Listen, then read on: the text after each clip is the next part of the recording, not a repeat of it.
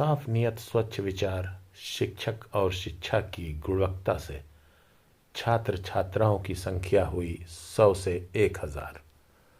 Breaking news Pratapgarh. Kunda तहसील के अंतर्गत नगर पंचायत मानिकपुर के इंटरमीडिएट कॉलेज के प्रबंधक सतीश चंद्र शर्मा जी के निवास पर एक औपचारिक भेंट हुई, जिसमें हमारे संवाददाता अजय मिश्रा ने शिक्षण और विद्यालय के विकास कार्यों पर की वार्तालाप। आइए सुनते हैं इंटर कॉलेज के प्रबंधक सतीश चंद्र शर्मा जी की जुबानी।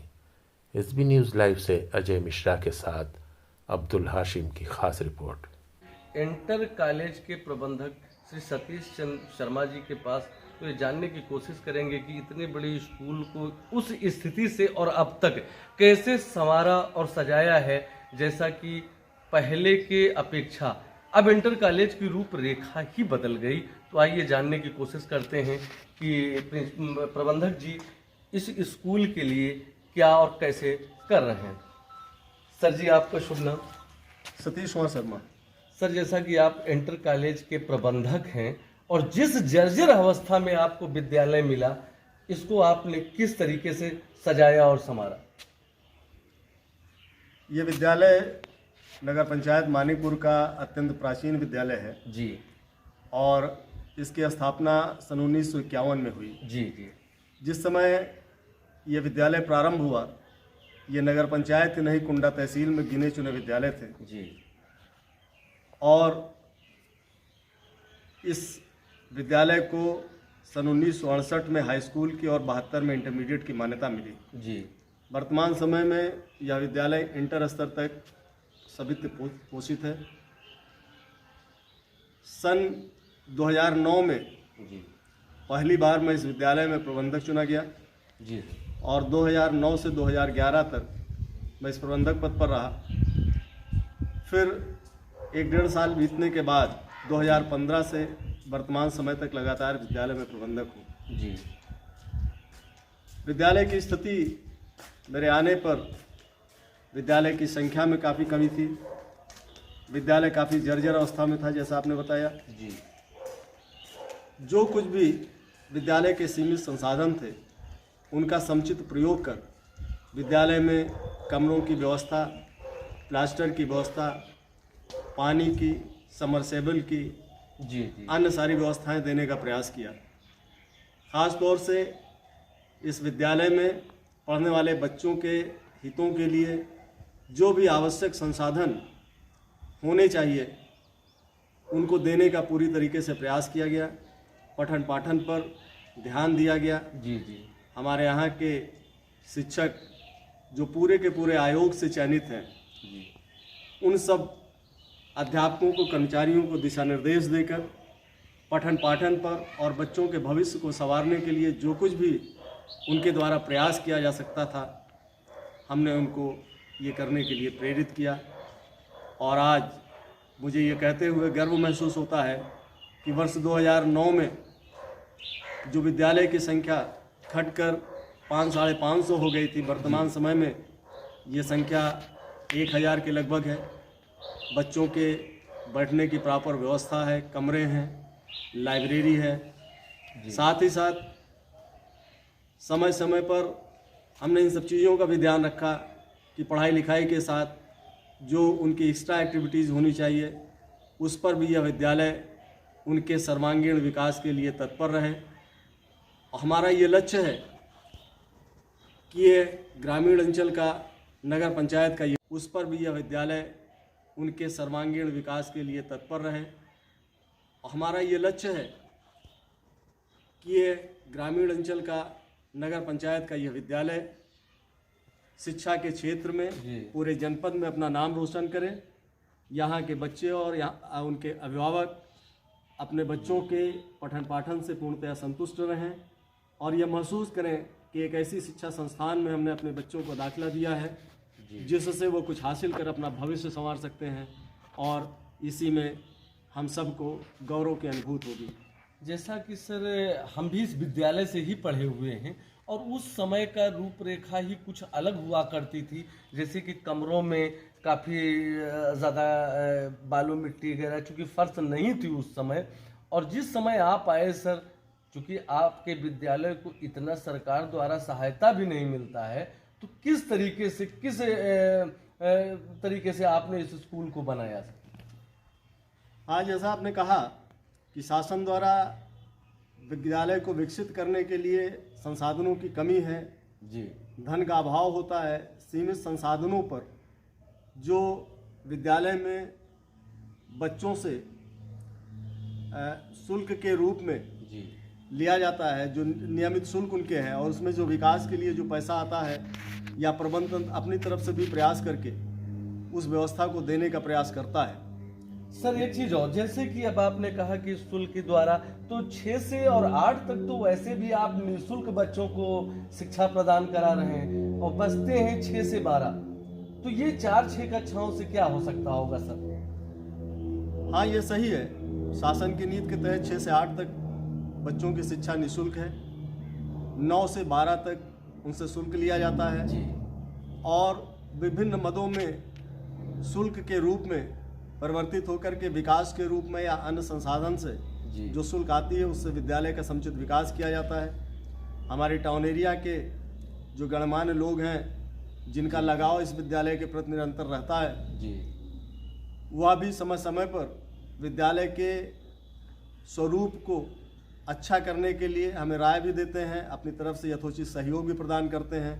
और आपके इस चैनल के माध्यम से मैं उनको धन्यवाद ज्ञापित करना चाहता हूँ।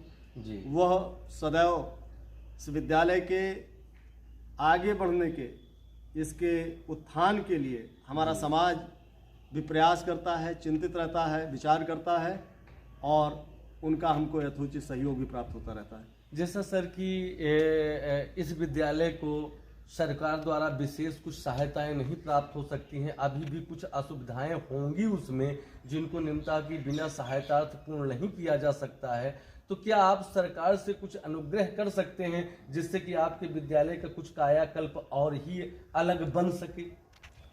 निश्चित रूप से, जैसा कि हमने आपसे चर्चा किया, जी, विद्यालय अत्यंत प्राचीन है जी, जी, और भवन के नाम पर या अन्य जरूरी चीज़ों के नाम पर शासन द्वारा कोई मदद नहीं की जाती।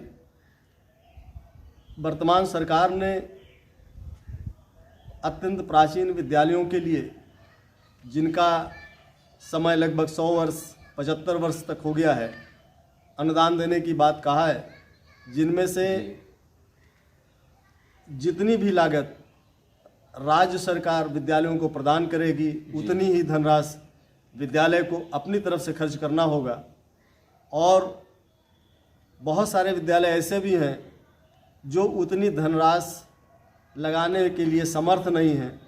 समाज का सहयोग लेकर, इस पर विचार कर हम लोग इस लाभ को अपने विद्यालय तक पहुंचाने का प्रयास करेंगे, ऐसा हमारा विश्वास है। जैसा सर एक चीज़ और, आपने अभी बताया कि हमारे विद्यालय की क्वांटिटी, चूँकि हम भी इसी नगर से मिलौन करते हैं, नगर पंचायत से, तो पहले जब आपके पहले कोई प्रबंधक था तो लगभग विद्यालय की जनसंख्या जो बच्चों की थी वो लगभग जी 100 से 150 के बीच बची हुई थी। और आज आपके इस प्रगतिशील व्यवहार से और तमाम प्रकार की सुविधाएं जो आपने प्रदान किया, इससे बच्चों की क्वांटिटी बहुत अच्छी, लगभग 1000 हो गई है।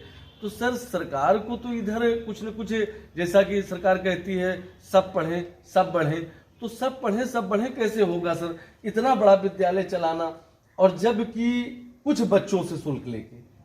तो ये 60 से 70 हज़ार या 1 लाख रुपया फंड में डाल के और फिर आपको अगर प्रोत्साहन राशि मिले तो इसके लिए कैसे संभव हो सकता है सर? निश्चित ही आपने जो सवाल किया उस पर विद्यालय संचालन में कठिनाई होती है, विशेष तौर से जैसे कि ये विद्यालय काफ़ी प्राचीन है और समय समय पर उनके भवन या अन्य सारी चीज़ों पर कमजोरी आती है और नवनिर्माण करने के लिए उतने संसाधन और उतना धन उपलब्ध नहीं होता है, जिसके कारण निश्चित ही परेशानी होती है। वर्तमान समय में विद्यालय के भवन हमारे छात्रों की संख्या के अनुपात में ठीक है, उनके बैठने की अच्छी व्यवस्था है। फिर भी हम ये कहना चाहेंगे कि उनका जो अच्छा स्वरूप विद्यालय को दिया जाना चाहिए, चाह कर भी उतना अच्छा स्वरूप हम सब लोग देने में असमर्थ होते हैं, क्योंकि उसमें आर्थिक कठिनाई है और अर्थ की व्यवस्था शासन द्वारा किसी प्रकार का अनुदान न दिए जाने के कारण होती है, जिसको किसी न किसी रूप में बच्चों के हित में पूरा करना होता है और उसको करने का प्रयास किया जाता है। जैसा कि हमारे प्रबंधक जी ने बताया कि इस विद्यालय को और प्रगतिशील बनाने के लिए जब तक सरकार और शासन और शिक्षा विभाग द्वारा हमको कुछ सहायता राशि नहीं मिलती है, मैं आगे कैसे बढ़ सकता हूँ। बिल्कुल सही उन्होंने कहा, लेकिन हमारे प्रबंधक साहब के दिशा निर्देश में आज मानिकपुर का जो इंटर कॉलेज मीडिएट विद्यालय था, आज वो अपनी एक पहचान बना चुका है। चूँकि प्रबंधक जी द्वारा बहुत देख रेख की गई है और बहुत मेहनत किया गया है। जो गार्जियन अपने बच्चों को इंटर कॉलेज में बच्चियों को नहीं भेजना चाहते थे, आज वो स्वेच्छापूर्ण और एकदम बेचिंत होकर भेजते हैं। तो ये तो कहीं न कहीं इनकी इन प्यार और स्वभाव को दर्शाता है और इनकी दृढ़ता को। तो इस तरीके से यदि शिक्षा विभाग थोड़ा सा संज्ञान ले ले तो ये सेकेंड ओल्ड टाउन एरिया के जो इंटर कॉलेज मानिकपुर में बना हुआ विद्यालय है, इसका भविष्य कुछ और ही उज्जवल हो। तो आइए प्रबंधक जी से एक चीज़ और पूछते हैं। जैसा कि कल 26 जनवरी है, विद्यालय बंद चल रहा है, तो 26 जनवरी के उपलक्ष्य में अपने शिक्षकगण को और अपने बच्चों को क्या संदेश देना चाहते हैं? सर, 26 जनवरी पे आप बच्चों को क्या कहना चाहते हैं, अपने शिक्षकगणों को? 26 जनवरी के इस पावन पर्व पर समस्त देशवासियों को, प्रदेश के समस्त नागरिकों को, विद्यालय के समस्त कर्मचारियों को और विद्यालय में अध्ययनरत छात्राओं को हम हार्दिक बधाई देते हैं। और इस आज़ादी की लड़ाई में हमारे वीर सपूतों ने जो देश के लिए कुर्बानी की, उनके लिए ये उनको स्मरण करने का एक अवसर है और उनको हम हृदय से सच्ची श्रद्धांजलि देते हैं। राष्ट्र और ये देश और ये समाज विकास की दिशा में अग्रसर हो, 26 जनवरी के इस अवसर पर हमारी यही शुभकामनाएं हैं। जैसा कि अभी हमारे प्रबंधक जी ने अपने बच्चों और शिक्षकों और देश को, सभी को एक शुभ संदेश दिया है। और एक चीज़ और, सबसे बड़ा शुभ संदेश तो जो बच्चों को शिक्षा प्रदान और शिक्षा प्रदान भी सुयोग्य जो आयोग से आए हुए टीचर द्वारा हैं, उनसे प्रदान कराया जा रहा है। और निरंतर हमारे प्रबंधक जी उस विद्यालय का देख रेख करते रहते हैं, जिससे कि विद्यालय और बच्चों दोनों का भविष्य उज्जवल है। और लोग आज 1000 की संख्या में, जबकि एक गौरवपूर्ण यह संख्या है। और मैं अपने सीएम या अपने शिक्षा विभाग मंत्री से ये कहने का अनुरोध करता हूं कि ऐसे विद्यालयों पे अपने संज्ञान जरूर लें और ऐसे विद्यालयों को प्रगतिशील बनाने के लिए कुछ अनुदान और फंड में सहायता जरूर करें। मेरा नाम अजय मिश्रा। जय हिंद, जय भारत। हमारी और अधिक खबरें देखने के लिए हमारे YouTube चैनल को अभी सब्सक्राइब करें और बेल आइकन जरूर दबाएं। बिना रुके बिना डरे सच दिखाते हैं।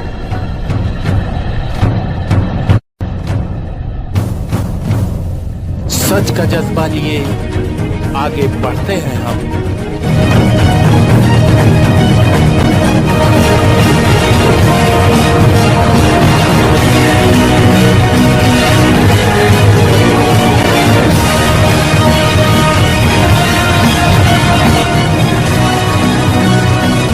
सही बात